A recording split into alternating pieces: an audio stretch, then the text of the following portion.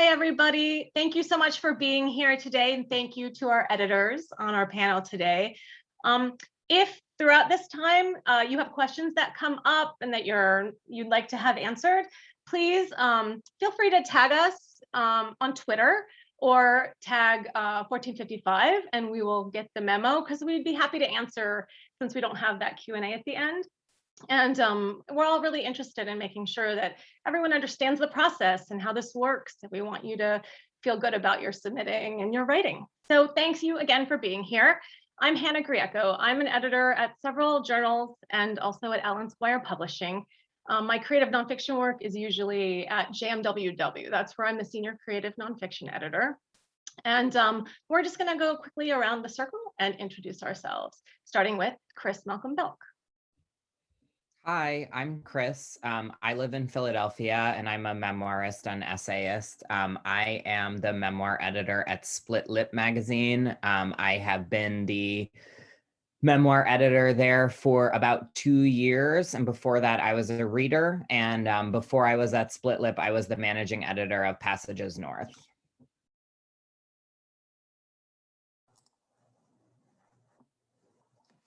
Hi, I'm Kate Guillen. I am a fiction writer and a nonfiction writer. I am the creative nonfiction editor at Pithead Chapel, and I was doing the math last night and surprised to discover I've been there for 7 years. I started 2015 as a reader, and then the managing editor left and recommended I step up, so I did. Before that, I read for Our Stories, which is a defunct magazine, right after I finished graduate school. So, yep, that's me. Hi, everyone. My name is Monica Prince. I am the managing editor for Santa Fe Writers Project, which is actually the parent press of Allen Squire Publishing. I am the managing editor, essentially, so I'm the higher editor right below the editor-in-chief for our online magazine called The Quarterly. And I also serve as an assistant professor of activist and performance writing at Susquehanna University. Hi, I'm Alicia. I'm currently a senior features editor at the Rumpus. I've been there for, I think, like 2 years now. I've kind of lost all sense of time. And before that, I was the nonfiction editor for Sweetlit, and then I've read for a bunch of contests. I've been a managing editor. I've kind of a little bit of everything. Wonderful. Thank you all so much for being on the panel today. I think we're just going to dive right in, and we have some really great questions that we have sort of crowdsourced, and I think will start us off really well. So let's get right into it. I'm somebody who writes both creative nonfiction and freelance essays, and I'm always really interested in how editors view the difference between that. So what would you say, in your lens, is the difference between literary nonfiction and the essays that you see when you either write for or read freelance publications, larger publications? I'm laughing, and I'd really like to go first because I have like a really strong opinion on this, and I don't want to say it after somebody else says something. And like, I think my opinion is there is no difference depending on how famous the writer is. And like, I really think that's like just sort of the place to start, is like at a certain level of notoriety. And I mean that with like all positive connotations, like people will, you know, publish all sorts of things that you would normally only see in like very niche literary magazines, because, you know, if the name is like a household name, people will read it. So I think like at one level, there is really no difference. But of course, then like for us regular bears who are, you know, slogging away and, you know, in that slush pile, I do think there is a difference, but I don't want to talk for too long. So I'll be quiet right now.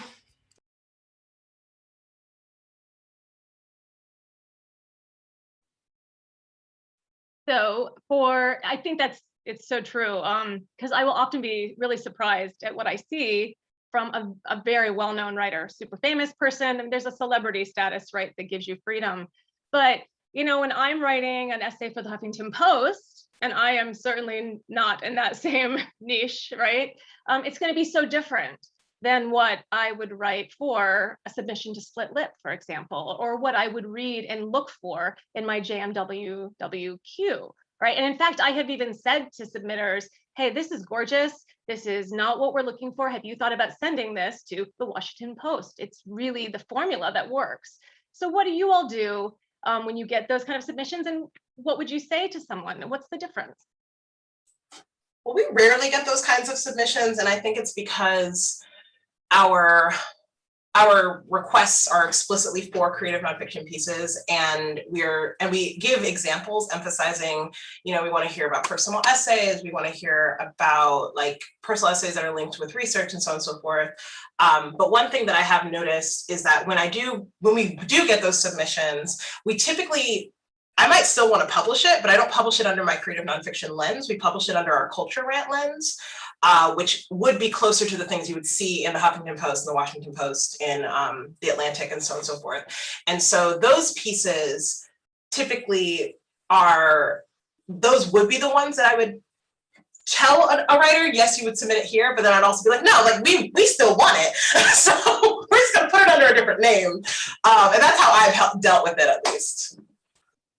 Yeah, we don't have an offshoot that we can kind of like put those pieces in. We only publish one memoir per month online, and then we do a print annual every year or other year.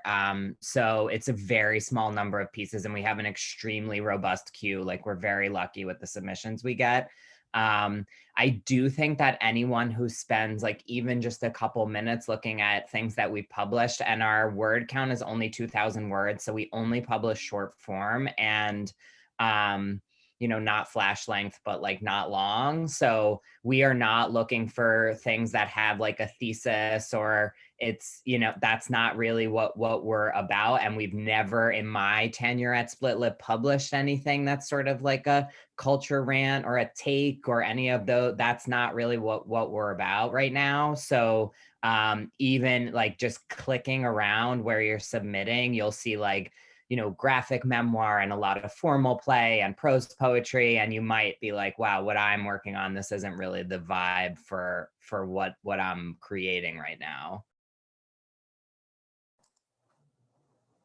Yeah, I tend to think of I don't know, like the freelance type of pieces as more like trendy topical op-ed, like argumentative, trying to make a point that like matters right now. And that's not really creative nonfiction in my opinion. And of course, this is all kind of subjective, but yeah, it's about like the form and we're looking for pieces that are a little more inventive, that are paying attention to, you know, trying to create meaning out of the form, not just, you know, kind of a straight argumentative essay about why, you know, Black Lives Matter is important. Like it needs to be more personal. Yeah. So, and we also don't have a cultural offshoot, but we do get some really great pieces, you know, as you all have said, also that are very well written, and perfect for a different type of publication. And you just get the sense that people aren't reading your magazine before they submit, which I'm sure is a common problem in all the submission queues, or, you know, hopefully it's a smaller percentage, but it happens a lot. I often find when I'm editing freelance versus editing creative nonfiction, that I'm really working with almost a formula with freelance, that there's going to be a lesson learned that applies to the bigger world. It's still deeply personal, hopefully, not always, but often. And that's, I think, what sort of elevates freelance essays, when it is so meaningful to the writer. But I don't think in my JMWQ I need to have a nice little wrapped bow at the end and everything is perfect. You know, it's like, it was hard, but now it's good. Doesn't need to be the theme in creative nonfiction. In fact, I'm looking for discomfort. You know, I'm not looking for everyone to totally be feeling good at the end of it. Quite the opposite. I want us to be uncomfortable. I want us to know something new. And so I think that is a big difference. We can still have traditional essays, but they have to be in creative nonfiction, but they have to be there for a reason, right? What makes this creative in the creative nonfiction, or what makes this truly memoir? So I think that, is there anything that you wanted to add, Alicia, since you started this off? I really liked what Kate just said, and I think like the way that I think about it is freelance essays are often, like, as you were saying, like making a point, whereas I think of literary essays as more like asking a question. And like that sort of energy is what is propelling the piece forward. Yeah, that's great. I'm gonna borrow that, I think, when I'm teaching that. That's really good. All right, let's get to some of the nitty gritty, the stuff that we can hold in our hand. A lot of writers want to know, do you read personally everything that comes into the queue? Is that you, or are there readers first? And then after you accept a piece, what is your editorial process? And this, I know, will be different for all of us, and it might even be different for you. I often say it's different for me based on the bandwidth I have at that moment, right? How much editing I want to do. So let's go through and talk about who reads, and what that process is at your journal, and then what you do editorially once a piece is accepted. I'll start with this one. We have a team of readers at Split Lip. I am kind of the editor, and then I have 2 assistant editors, and then we have a host of readers. It's been anywhere from like 5 to 8 during my time there. People kind of move in and out. And I do not read every piece that we get. The pieces get assigned to our readers, and if readers are really in agreement that it's not a right fit for us, and a number of readers have taken a look at it, then I do not read that through that piece.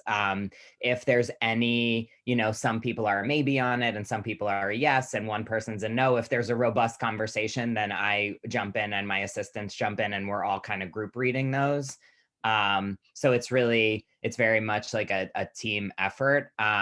But no, I do not have the capability to read hundreds and hundreds and hundreds of submissions myself. And in fact, I think that that would not be good for the writers who are sending us their work, to have one tired Chris reading hundreds of submissions a month. But yeah, if there's anything that people are saying, yeah, this is really like a Split Lip vibe, then I will look at it. And I do kind of like, coach and support our readers. And then once pieces are accepted at Split Lip, we actually do pretty robust editing with the writers, which wasn't the case at other journals that I've been at, where it's very similar to what you send is kind of what's published. We really do some developmental editing. I usually, in my acceptance, will not just send the, can we please publish this, but here's what I'm really excited about, and here's my vision for what this might look like at Split Lip. And you might get to go back and forth. I think of it as like a good thing, because I like to be edited. So you might go back and forth with me 2 or 3 times with track changes and larger conversations about the piece before it goes up online. And we also do have in-house copy editors who are not, I cannot do that work. So we have people who do that work, and our managing editor and our web editor take a look at everything. So there's a lot of people who read the piece before it goes up. And that's one of the reasons why I love working on this journal. I'm going to have a very different answer. At Santa Fe Writers Project, I read everything. We are currently running a series of special issues, and right now we're editing an issue for Writers with Disabilities. There are 176 pieces in that queue, and I'm reading all 176 pieces. I have interns who also read, and their information is tremendously valuable, but I make the decision at the end. I frequently veto them, not because they don't know what they're talking about, but because sometimes I read something and I'm like, now we're doing this. And I think it's because it's hard to coach interns when you don't have the bandwidth, because like I mentioned before, I have a full-time job. I'm teaching all the time. Even now, I start teaching next week again, and I don't typically have the bandwidth to do that back and forth. So if the pieces have to be clean, basically, when they're submitted to us. If they're not clean enough, meaning it will take some developmental edits, and we don't have someone on deck who can do that, then we will not do it, just because we don't have the staff for it. It's the same reason why frequently we will not provide feedback to the pieces that we don't accept.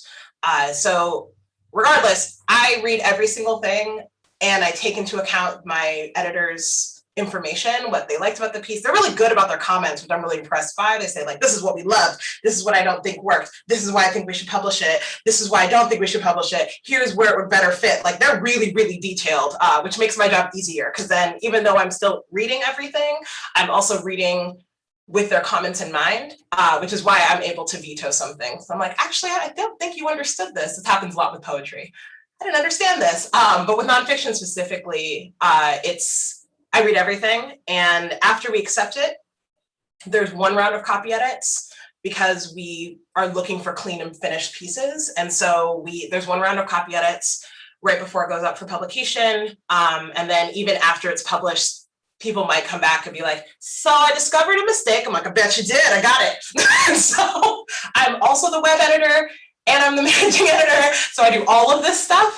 So once it gets accepted, it's just Monica for the rest of your life. Unless we have a guest editor. For our last issue, our queer issue, which went up in May, we thankfully, I had an assistant editor who did most of the prose, which was like, everybody bless Nicole Schmidt for doing that for me. But that's very rare. Mostly it's just me and my team of interns.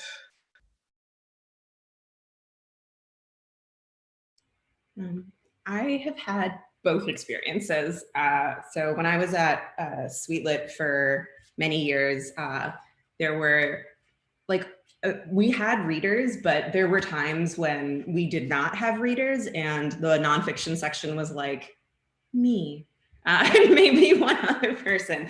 And similarly to what Monica was describing, like in that capacity, again, like lucky to have a really robust submissions queue. And so we were only taking pieces that needed very minimal editing. The Rumpus is very different. We have a really, really big staff of readers and it's very regimented, like the process of it all. So like I didn't even, so like there's a first tier of readers. And then based on what the readers say, then the essays go to some of the editors. And then based on what those editors say, it might go to a couple other people who make like sort of the more final decisions about that. And there's like different types of input that people, leave at various points. Like the editors, for example, will say stuff like, if we take this, I'd be happy to edit it, what have you. But so for the editors at the Rumpus, we're usually given, I want to say about like 2 essays a month that we're working on. So we do developmental edits and I'm a super slow person. So I'm pretty heavy-handed with my edits. And so it does take like quite a while for us between like getting accepted, going through the editing process, and then so after it gets edited, it then goes to Marissa again, who then reads through everything, bless her, right? And so there really are a lot of steps to that, but like Chris, I really enjoy editing. Like I enjoy editing and being edited as well. And when I got offered the gig at the Rumpus, for me, that was like one of the big pluses, was that I was going to be able to like work with writers on their writing rather than it being more of like a, button, like automatic, like yes, and type of thing. So I've done both.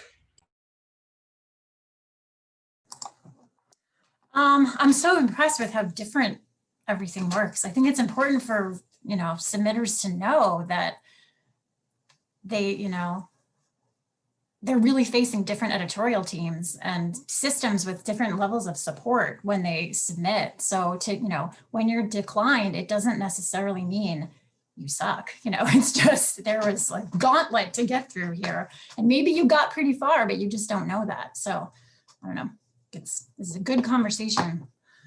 Yeah, at Pinhead Chapel, we right now have a pretty big team of readers for nonfiction. I've got 7 people on staff, but I do read everything, and I always have.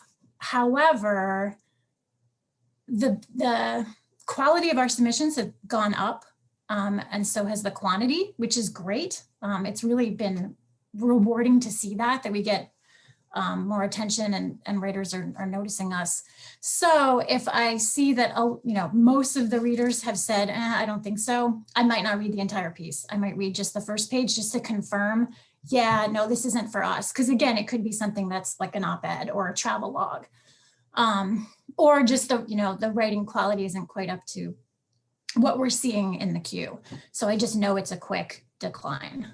I also like editing, but it is up to my bandwidth, and the strength of the submissions that I'm seeing. So as competition's getting tighter, basically. So I don't need to edit a piece because I don't have enough to publish in a month. Like sometimes I've worked done a lot of developmental work with a writer because I feel strongly about what they're trying to say, but I don't think they're quite there yet.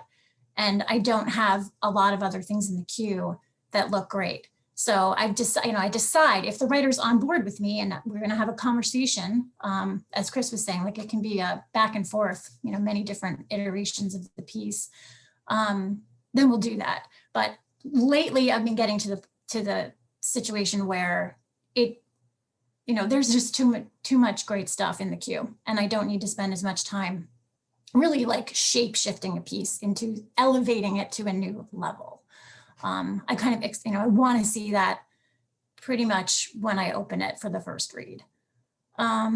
In terms of copy editing, I do that myself. We do have, Brittany is our managing editor and she does the web layout. So she's another set of eyes for typos and things like that. But the formatting and proofreading and all that stuff, I do that myself too. So yeah, buck stops here. I think this is so interesting, and I'm sort of in the middle of where all of you are at JMWW because I have two assistant editors who are absolutely incredible, and I love them so much, and they're brilliant. So I take their initial votes into account, and they leave really detailed notes if there's something they're not sure of. If they really think a piece isn't a good fit, they'll tell me why, and I'll read like Kate the first page just to make sure. And there have been times that they both said no, and I said, oh, wait, this is a story I'm so into. And we talked and talked and talked, and I demanded they come around. And then I did some editing with this, with the writer, and it became a really successful piece. And they have said yes, and I have been like, no way, and they've convinced me to take it on. And sometimes they will even ask to edit with the writer, which I think is a really wonderful, almost like internship opportunity for them to learn to edit together. And I love that. I love to be a mentor. And so it's cool. But then I always do a final edit and do all the copy editing at the end. I'd say at JMWW, because it is so based on my bandwidth and we don't have a lot of help, it's just us, this little team, that I take probably 50% that are really close and just need minor copy editing. And then I will do heavy duty collaborative work. If there's a piece I fall in love with, and I will go back and forth like Chris many times, and we'll talk and ask questions. And I love that. That's what I would do all the time if it wasn't volunteer work and it didn't take so much of my heart. But there are also times I have to say no to pieces I love because I don't have the bandwidth to do it. And I'm so sad when I have to say no to a piece that I really think is very special. And I can't always make that clear in the rejection. And so I want people who are submitting to know that, because sometimes it really isn't the right piece. And sometimes it is. So it would have been the right piece 6 weeks ago, but I'm so busy right now, or I just did another piece that took so much time that I need a breather, right? So I think it's important for writers to know that. Like Kate said, it's not just cut and dry why we say no. And you might not always realize that. So, all right, related to this, what are you as an editor looking for in your queue? What makes a piece stand out from the other pieces in the slush? What makes a piece of creative nonfiction compelling or unforgettable? And I'd like to say that something that was already brought up by Kate is that all of us, I think, have probably felt the same frustration when we get submissions that are clearly from people who don't read our publication and don't understand our voice. So I know that's going to be inherent, right? But what are you looking for?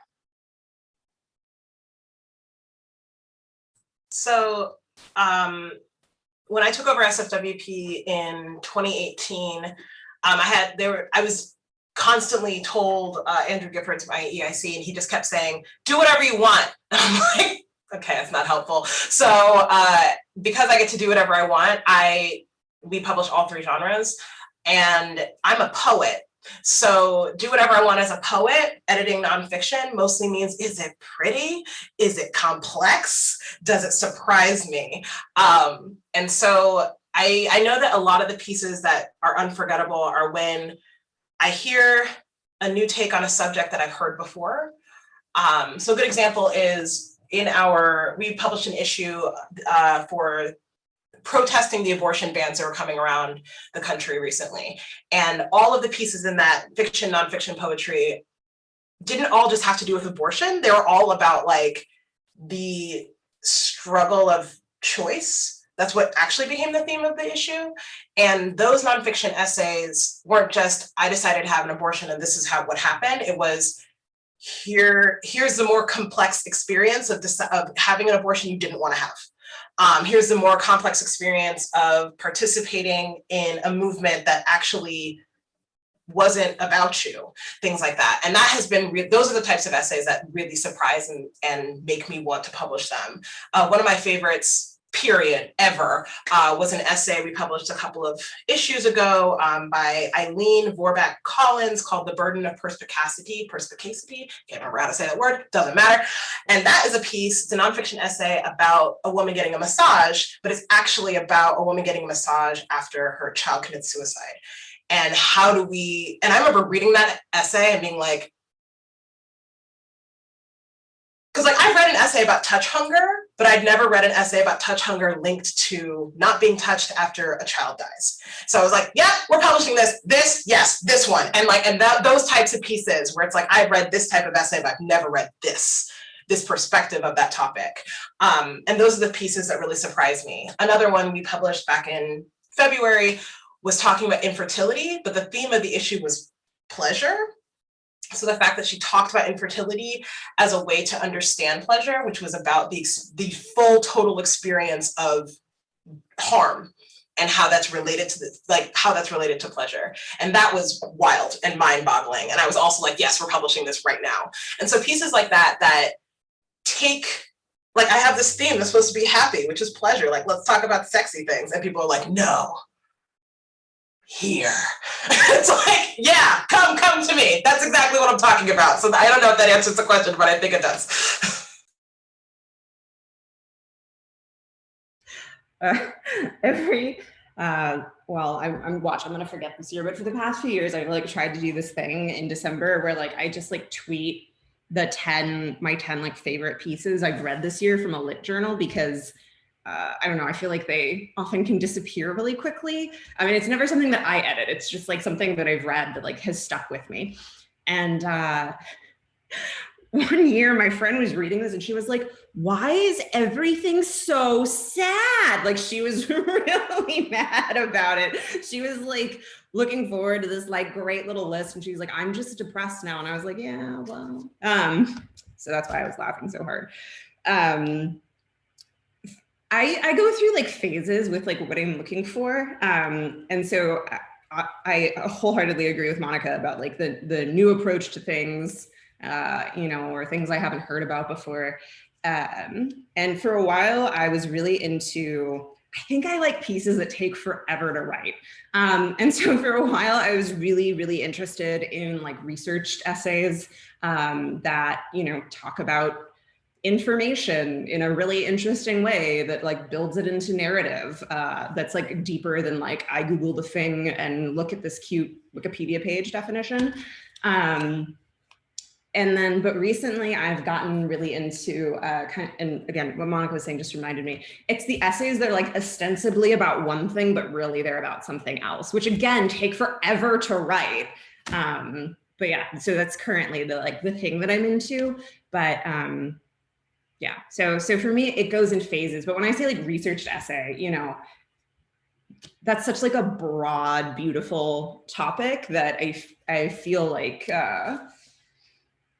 like Elena I'm looking at my bookshelf, like Elena Passarello's writing, for example, is so different from like Sarah Gerard's writing, is so different from Maggie Nelson's writing, is so different from Leslie Jamison's writing. And like, I would say like all of those could be considered like research or in researched work. So yeah.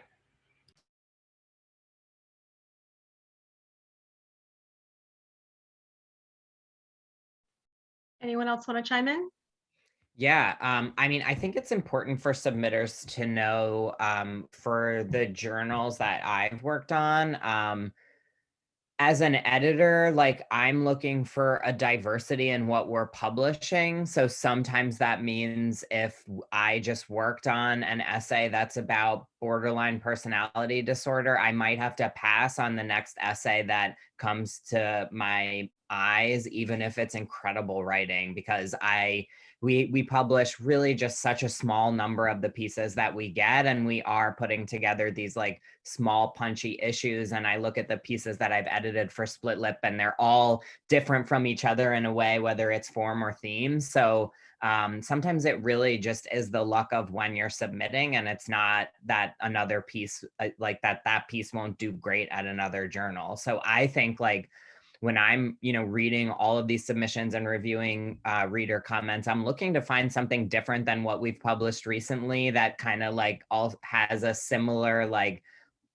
I don't know, vibe without being explicitly about the same thing or in the exact same format as the thing. So it's really hard to kind of pin down exactly what we're looking for. We're just looking for, I love to track like how people are thinking about things that seem like they're about one thing, but they're about something else. But really, we're very open to what that could actually look like on the page, as long as it's under 2,000 words and is creative nonfiction. Like, we're really open to it all. Like, truly, we consider everything on its own merits. But then also are keeping in mind what we've published recently and wanting our readers to have something fresh to look at every month. Yeah, I totally second that. We often have to pass on really, beautiful pieces because we've just, last month published something about someone losing their mother. And it's like, well, maybe we could do a losing our father piece, but we can't, like still we'd rather do something on a completely different topic. So yeah, I think for readers or submitters to pay attention to what's been going on over the last maybe 6 months before they're submitting, just topically, so that they have a sense of, well, the likelihood of this getting picked up is slim because they just published something very similar. Yeah, I also want to add to Monica's point about, or maybe it was Alicia, about everything seems kind of heavy and sad in creative nonfiction a lot. So I'm often looking for pieces that are humorous or hopeful. Maybe they ask a question at the end that like leads to maybe this is going to get better or it'll be okay, or I've learned something, from this experience, because it's a lot of doom and gloom when people are being reflective and they want to, most people want to write about things that weigh on them. It's maybe cathartic in some way, or, they just feel driven to share pain. And I think that's perfectly fine. It's great. It can lead to really beautiful writing and really important connections with readers. But if you can somehow infuse it with a little, humor and, not jokes, but just something, oddities, things that make a reader chuckle or surprise them somehow, that, your approach to the topic is unexpected. There's a turn that you didn't know was coming in this road about your mother's death. That's something that I really enjoy finding in the queue. Okay, let's talk about rejections, which I think is probably what all writers really want me to ask you all about. At your journal, how are tiered rejections used? And do you use them and mean them? How are personal rejections used, and what would create a situation to get that, special personal rejection? And if you ask a writer to submit again, do you mean it, or are you just being nice? I don't need any more things to read. So I would not ask someone to send me work if I did not truly mean it. If you get a rejection from Split Lip Memoir and it says, I would love to read more, I truly would love to read more. And I tend to send a lot more tiered rejections. Frustrate me as a writer a little bit. So I send a lot of personal rejections and I sign them by name just so that people know I did truly take a close look at it. It did really the things that I'm saying are true. It generated robust conversation. Here's one thing that really stood out to me. Please send again. I try to send a lot of those for anything that our readers were into, even if it wasn't something that I personally was the one championing and promoting. If someone on my team really stood behind it, that means to me that there's something there. And I do really want to see more of someone's work. And I do absolutely remember names when I send personal rejections.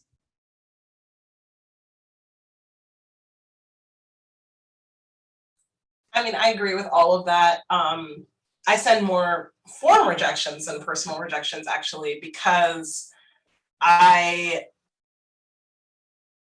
this goes back to the bandwidth thing, because I do read everything. If I'm sending a personal rejection, it's because we fought about the piece. Like, me and the editors fought about it, which is the other reason why it sometimes takes us between 6 and 9 months to respond, which is like so embarrassing to me as an editor, because I'm like, I don't even want to be this person that takes this long with my submissions. But it's because we fought about it. Like, because usually we can get back to a writer within 3 months, but like, if we don't, it's because we're fighting about it in the queue. And that in and of itself takes time because we work asynchronously. So we could, like, a fight could have started in February that will not get resolved until August. And so like, that's kind of how it starts. And so I send more form rejections than personal rejections for that exact reason. However, all of our form rejections do say, please consider us again in the future. But I will amend that if it's a personal rejection. I'll say like, we really need you to submit again. And I'll because I don't sign my name in the thing, but I'll put like, managing editor Monica says, we really need you to submit again. So like, this is not a joke. Please believe us. It'll be in bold. Like, please submit again to us. We just can't take this piece right now. Please submit again. And those are the ones that I'm like really intentional about. And then I keep their contact information in a particular form. So when their name pops up again, I'm able to give priority to that piece because I actually asked this writer to submit to us again. When it comes to, what was the first part of this question that you asked? You said something about the tiered rejection. Oh, that's what it was. The only type of rejection that is tiered that we submit, that I send beyond the form rejection, which is the first level of just, this wasn't a good fit, like, thank you, but like, this wasn't a good fit, is the kind where it's like, you really should not submit this piece anywhere.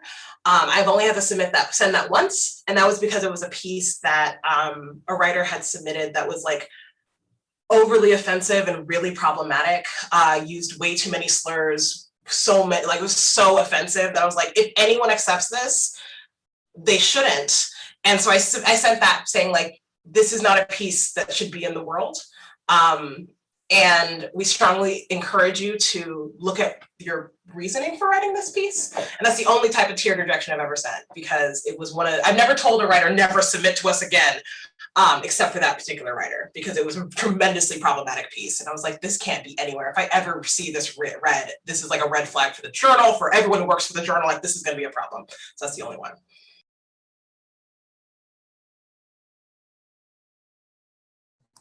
Well, I'll say that takes guts to put your neck out there and say, this is not, something that should be out in the world. We've definitely gotten some problematic submissions, but they tend to be not like hair-raisingly concerning, but things that just have some sexism or casual racism. I don't know how to, is there such a thing? It's all racism if it's racism, but we don't really address the author about it. And if they submit again, it's probably going to be a similar type of piece, and we're just going to reject them and hope they get the message with our form rejections. I do personal rejections. Sometimes I sign my name. I'm just kind of inconsistent. It's generally laziness, not personal. But if I send a personal rejection, I often include some sort of encouragement, like a compliment about what we really liked about the piece, a line or two. I'll even quote our reader said, and I'll pull a quote from the comments, because I think it's great to hear that. I like it when I get rejections like that. And yeah, if I encourage to submit again, and you have sort of a personalized message in there, we really do mean it. And we have 3 or 4 times accepted a writer who we've declined multiple times previously. So it does happen. Like sometimes it's like, oh, it's so close. It's so close. You know, we like this, but this didn't quite work for us. Like the ending just, you know, wasn't cohesive for us. You know, we'll kind of give like a suggestion, not like editorial development work, but something to kind of give the writer a reason why. And oftentimes it seems like it can end up really working out. So occasionally, because I don't want to do developmental work, I don't have the bandwidth, or, you know, we just accepted something similar, I will send a try. If you wanted to rewrite this, you know, we think this is an important piece. We love your writing, but it really fell flat the whole second half. Or we think your piece is actually about this, start at the end, start over again. And if you want to consider, if you want to spend the time to rewrite it and send it to us to look at again, we're happy to reread it as a second version. I've done that a couple times. And I think once we ended up accepting it. So that's sort of like a halfway, you know, we're not accepting, but if you wanted to make changes and improve your work and maybe get it, you know, published elsewhere, great. But that's just our editorial view on it. Yeah. I don't really have anything to add as an editor to what's already been said, but I will share like a little story about my experience as a writer, which is that, so I really love Diagram magazine, and I really wanted my work to be in Diagram. And so I submitted to them 3 times in, I forget what the time span was, but I got like a personal rejection at some point, and I also find them really like, and it got like with the 3rd one, Ander Monson, who's like, you know, the head managing editor of the journal, is the one who like told me no, because I think they just like felt so bad for me, because I had just like kept like banging my head against the wall. And then like I waited 2 years or something and just like kept writing, and then like, you know, they took a later piece. But so I really do believe in like the value of persistence. So just gonna throw that out there. That actually is perfect, because I'm going to pop one on y'all because of what you guys are talking about. All right, so there have been a lot of interesting conversations on Twitter lately about, and with a lot of different perspectives, some of which I find shocking at times, about how often you submit to a publication before you give up, before, you know, if you can't take me at my worst, you don't deserve me at my best. It's kind of like the mentality that some submitters sort of have, right? And some people say one and done, which is always shocking to me. And then some people are like, oh, I'm gonna batter down that door until they say yes. And every publication has policies, or most do, about how often you should like wait 3 months or whatever, or wait a month. What do you think about people that submit over and over? And when it's a writer, do you want people to keep trying? Do you want writers to think about why they're getting their rejections before they do that? Do you love that some writers just really love your journal and want it? Like, this is obviously more general, like for you as an editor, and since all of us are also writers, what do you think about that? Like, I also want Diagram and have gotten very nice rejections from there, and then decided to take a little break, you know? So speak to that, please.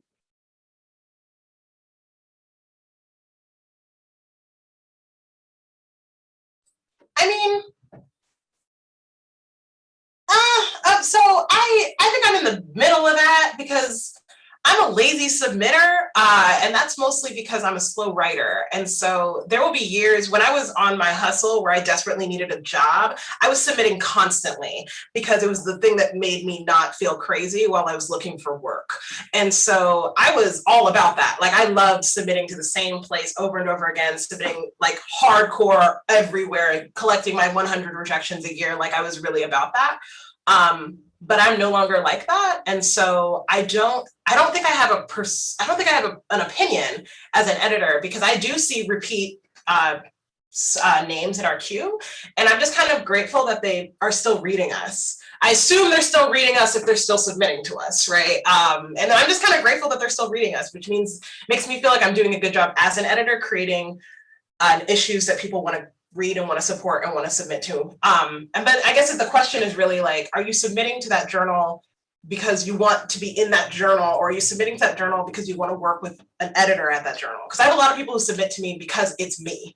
And they're like, I really want to work with Monica because I had a 10-minute session with her at Barrel House like 6 years ago, and I really, really want to work with her, which I accept. But I guess the question is really like, why are you submitting to that journal over and over again? There's a couple of places that I have every year. I'm like, okay, has it been?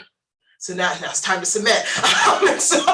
But there are other places where I submit and I know why I got rejected. I'm like, you didn't read that journal clearly enough. Bad. No, you're being a bad writer, Monica. You should have read that journal more closely. And then I'm like, okay, I'm gonna wait till I have time to read this journal before I'm gonna submit again. So I guess I'm in the middle. I don't have an opinion. Like, yay, please submit more to us. We love it. But also, like, it's fine if you submit one and you're over it. But the idea that, like, if you don't love me at my worst, it's kind of like, this is not that type of relationship. Like, I don't know how to explain. It's like, we're not getting married. Like, it's like, I'm publishing your work and you retain all the rights. Like, that's not a marriage. So that's all I have to say to that. It's like, it's just, that's a wild way of thinking about it. That's all.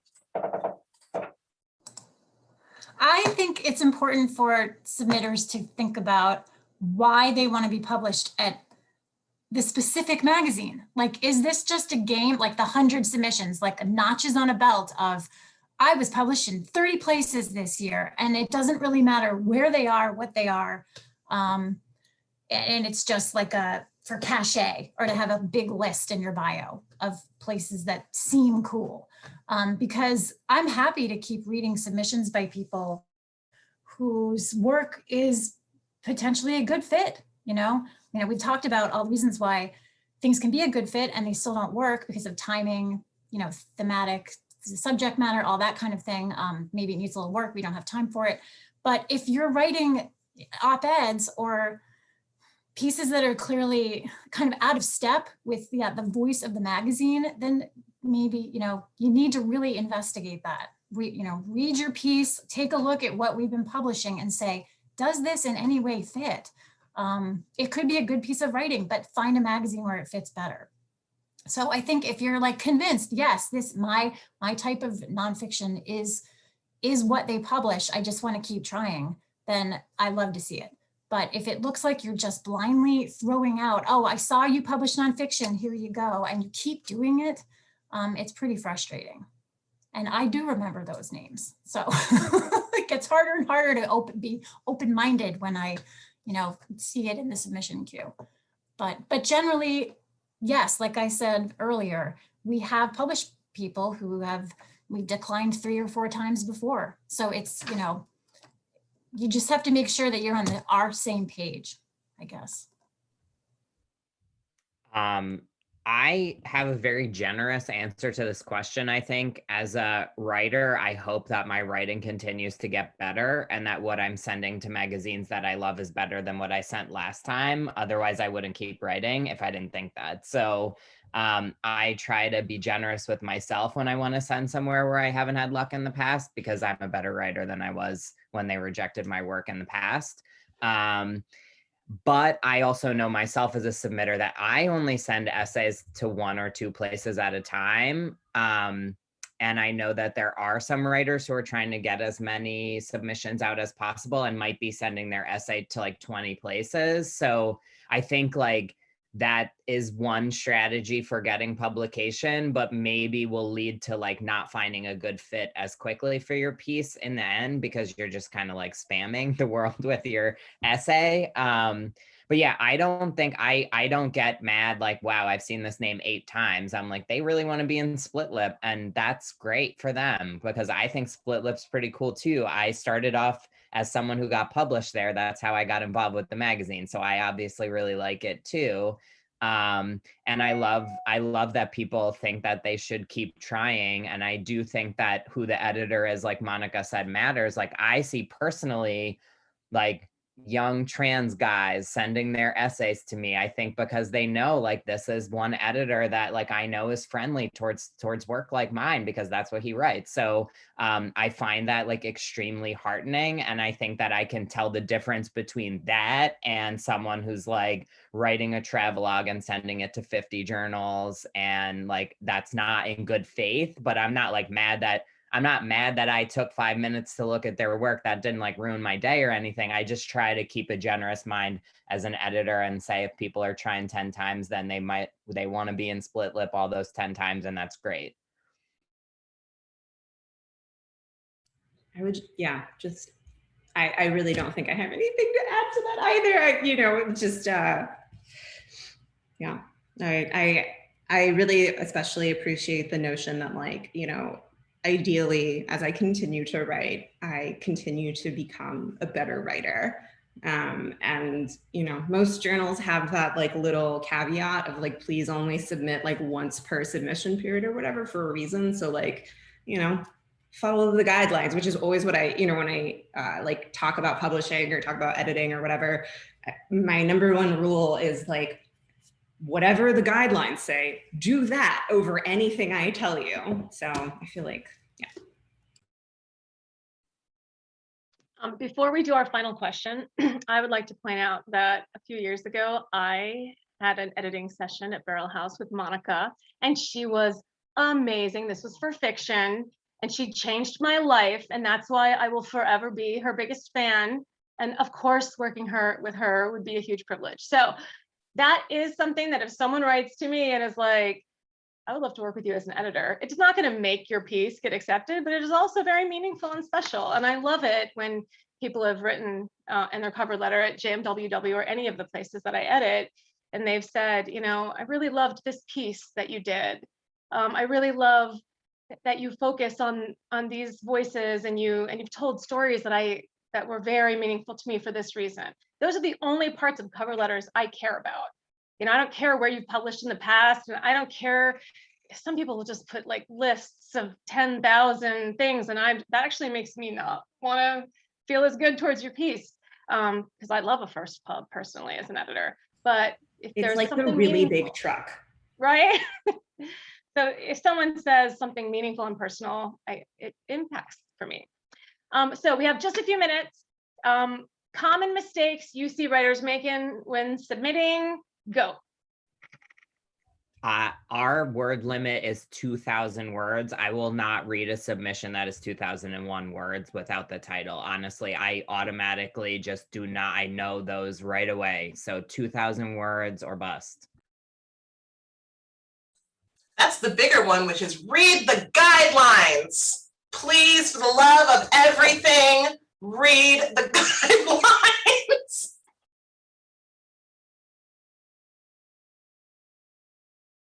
I mean, I have a whole list. Are you ready? Okay.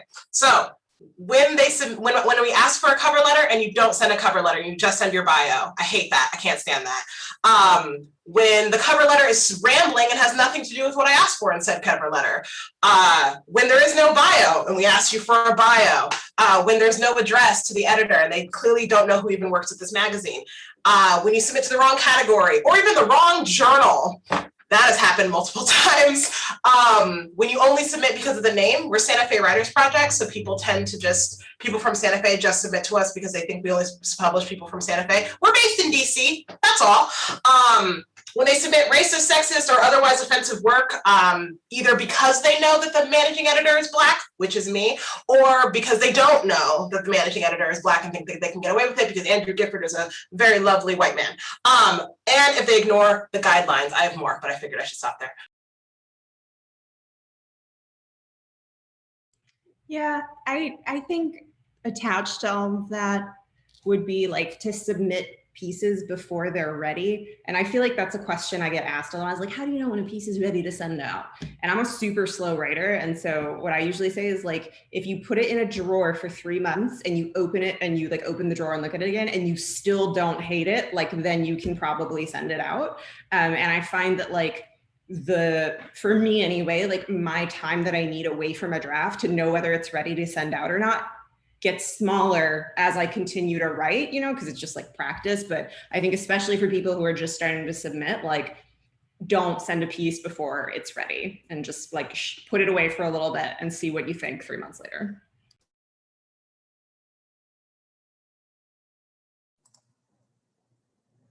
I think in a more of like a umbrella thing about what we don't want. We don't want pieces that are just, it's like a journal entry. Like I see too much of that, you know, where it's like, why do you think anyone else needs to read this?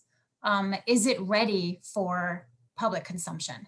You know, why should it matter to anybody else, more importantly? So if your piece, if you put it away for 3 months, open the drawer and then figure out, does a stranger need to read this? Or is this just still meaningful to me? Because writing for yourself is important, but it doesn't necessarily mean it's something that needs to be published. So That's a really good point. Related to that, I find that like I said, I'm a very open-minded reader, but when creative nonfiction submissions have like a wistful tone to them, that's not really like a good aesthetic fit for us. And that's something that we get a lot, like very like Angela's Ashes style of memoir. I love Angela's Ashes, honestly, but that is not, you know, if you look at it, we have more like current and punchy stuff happening and less of that style of work that I also think has its own aesthetic merits. But I think that there's a lot of mismatch where people are looking back on something that happened 60 years ago and submitting an essay about it. And it's just not, it doesn't feel current. I feel like we could probably keep going, and I have about 10 more questions that I could ask you. And I know that others will have questions for us because once you get going, it's so interesting to think about submitting, think about how long you wait, think about whose story it is, all these different components. But we are out of time. So thank you all for being here. I think this was informative for me as an editor and writer. And I am guilty of some of these things myself. I am not good about waiting 3 months with my work in a drawer, for example, and I can be very wistful. So all these sort of things are, I think it's important for writers to know that we are all writers too, that we all submit to, and look how different all of us are with our process, both editorially and as writers. And that, it's subjective as well as there are some basics. Read the journals and follow the guidelines and be respectful and care about your work, right? And respect the editors who are reading your work. But we're all in it. We're all in this together. And we've edited each other and it's really cool. So on that note, thank you for being here. Tag us with any questions and we hope you have a wonderful rest of your day. Thank you.